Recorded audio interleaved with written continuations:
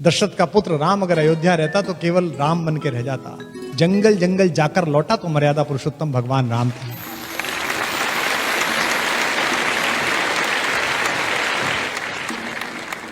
एक शेर मुझे उर्दू का याद आया, आप सबके भगवानों के नाम है, मेरे और आपके सबके।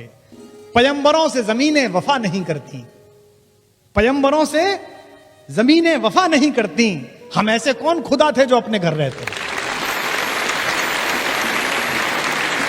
अयोध्या छोड़ी राम ने तो अपनी आनुवंशिक पोजिशनिंग छोड़ी। मैं अध्यात्म रामायण पढ़ रहा था तो उसमें बड़ा अच्छा उल्लेख था कि राम जंगल जाएं या ना जाएं, विश्वामित्र इस पे चर्चा कर रहे हैं वशिष्ठ से, तो राम वहां आ गए। तो पिता ने कहा कि तुम यहां मत बैठो, तुम्हारा ये निर्णय नहीं है, राजा का निर्णय मैं और गुरुजी कर लेंगे। राम ने कहा आपका निर्णय है, लेकिन चूंकि मेरे बारे में निर्णय इसलिए मेरा बैठना जरूरी है, मैं जाऊंगा। उनसे कहा अच्छा जाना ही है तो सेना साथ ले जाओ। तो उन्होंने कहा कि जंगल के लोगों की रक्षा अगर सेना से ही होनी थी और सेना ही ठीक थी तो मेरे जाने से क्या था। पिता ने कहा अंगरक्षक साथ ले जाओ। तो उन्होंने कहा कि अगर मुझे अपने अंगों की रक्षा करने की चिंता करनी पड़ी तो जिन्हें दूसरों को बचाने जा रहा हूं, दूसरों को रक्षा करने जाऊंगा, उन्हें क्या करके आऊंगा, उनसे क्या कह के आऊंगा। तो रास्ते में विश्वामित्र उनसे बात करते जाते हैं। विश्वामित्र कहते हैं लड़ोगे कैसे। तो उन्होंने कहा कौन लोग हैं, कैसे लोग हैं। तो विश्वामित्र ने कहा कि वो तो जंगली लोग हैं। तो बोले उनसे उनके साथ ही लड़ेंगे। बोले उन्हें कुछ नहीं आता है।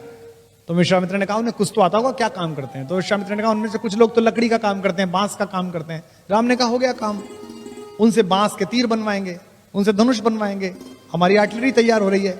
और क्या करते हैं, बोले लोहार है, लोहे का काम करते हैं, भील हैं, बहुत अच्छे, उनसे भाला बनवाएंगे, तलवार बनवाएंगे, ढाल बनवाएंगे, आधा काम तैयार हो रहा है। बोले और क्या है, बोले वो पशु पक्षी बांधने का काम करते हैं। बोले उनसे घोड़ों की ट्रेनिंग कराएंगे। तो बोले वो तो अपने काम करेंगे, तुम्हारी सेना में क्यों रहेंगे। उन्होंने कहा सेना में नहीं ले जा रहा, उनको सेल्फ डिफेंस सिखा रहा हूं, आत्मरक्षा सिखा रहा हूं। इस पूरे देश को आताताई सोच के खिलाफ खड़ा करने वाले पहले कमांडर का नाम मर्यादा पुरुषोत्तम राम है, जिसने तैयार किया उसे। मित्र के साथ हो, भाई के साथ हो, अपनी पत्नी के साथ हो, पुत्र के साथ हो, आइडियल लाइफ स्ट्रक्चर कैसा खड़ा होना चाहिए वो राम का है। सबसे पहले अपने पिता के साथ, अपने भाइयों के साथ जो उनका व्यवहार है। आप में से कितने लोग जानते हैं, कितनों ने मानस वहां से पढ़ी है कि जब उनका राज्याभिषेक होना था तो उनकी एक ही शिकायत थी कैकेयी से। कैकेयी ने कहा कि बेटा तुम्हारा राज्याभिषेक होना है, तुम राजा बनोगे। तो उन्होंने एक ही शिकायत करी अपनी मां से कि ये कौन सी खराब बात है, हम चार भाई एक साथ पैदा हुए, हम एक साथ पले बढ़े और केवल बड़े का राज सिंहासन मिलेगा, केवल उसका राज्याभिषेक है तो गलत बात है, हम चारों को राज्य मिलना चाहिए। उनकी अकेली शर्त थी जीवन में, यानी कि समाजवाद का पहला स्टेटमेंट, सोशलिज्म का। दूसरा मित्र के नाते वो कहते हैं कि जे न मित्र दुख होए दुखारी, तिनहि बिलोकत पातक भारी। अगर मेरे रहते मित्र दुखी है, चाहे वो सुग्रीव हो, चाहे विभीषण हो, चाहे केवट हो, उसके साथ देते समय जो उनकी विनम्रता है, जो संपत्ति शिव रावणी दीन दिए 10 मात। आपको पता है कि रावण को 10 सिर चढ़ाने पर, मैं ये नहीं मानता कि रावण के 10 सिर थे, हो सकता है कुछ लोग मानते हो। मुझे भी लोग कहते हैं कि साहब एक टाइम में 3 बुद्धि कैसे चलती हैं, चुटकुला भी याद आ जाता है, संस्मरण भी याद आ जाता है, कविता भी याद आ जाती है, यानी कि 3 तो अपने भी हो गए। तो वो ब्रह्मा के वंश में पैदा हुआ, पुलस्त मुनि के पुत्र विश्रवा का बेटा था।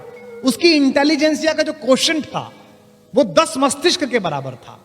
वो इतना स्मार्ट और इतना ज्यादा इंटेलिजेंट था कि उसके पास 10 दिमागों के बराबर दिमाग था। तो कहानी चल गई कि भाई 10 सिर हैं उसके। ये सिर्फ मुहावरे हैं जिनको कालांतर में हमारी धार्मिक परंपरा ने सत्य सिद्ध कर दिया। हमारे पूरे धर्म की व्याख्या अधिकांशतः जिन लोगों ने की है वो श्रद्धा पर आयोजित है। भगवान ने ऐसा किया। मुझे राम क्यों प्रिय लगते हैं, राम के जीवन में चमत्कार नहीं है। आपने कभी नहीं देखा होगा राम को कि राम ने यूं करके आकाश में हाथ हिलाया और उसके बाद एक शस्त्र निकाला और फेंक दिया, ऐसा नहीं। सब कुछ अर्जित है जो अपना है।